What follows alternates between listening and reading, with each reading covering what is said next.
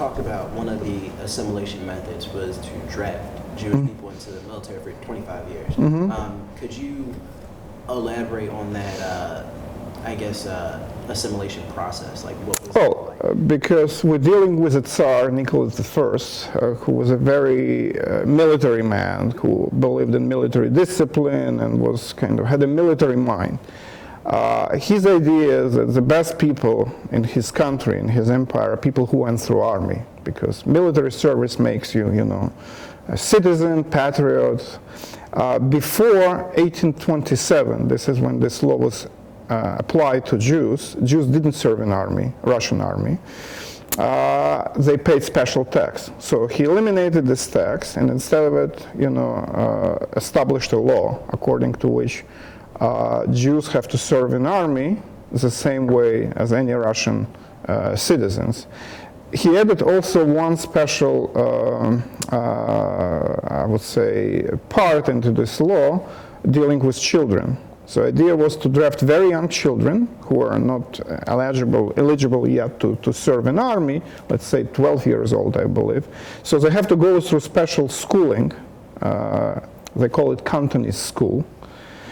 And one can imagine that, if you left your house, your home, your family at age 12, you go first through 5-6 years of schooling, then you enter army, you serve there for 25 years.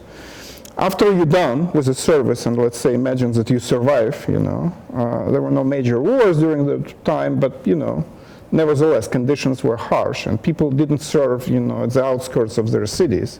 They were serving far away. You came out from this service completely removed from your previous life, family, traditions, language, etc.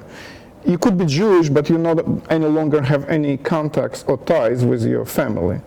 So in his mind, I believe this was a way how you can create kind of a new Jew, a new Jewish person, not necessarily baptized, because many of them were forcefully baptized and became Christians.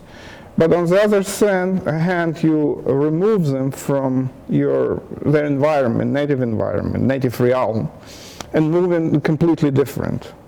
I'm not saying that it happened to many people, but those who were drafted, for the most part, never came back to their communities, to their life.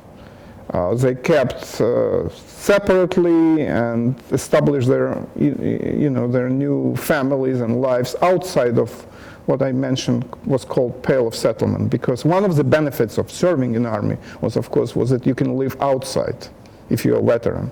So this is what happened. And idea, as I mentioned, was very simple. Assimilation through military service, acculturation, and bringing. And Jews, of course, you imagine, were a minority in army, so they had to really to be part of it, they have to really assimilate into majority. Okay? Hold on 1 second. The door is sliding closed again.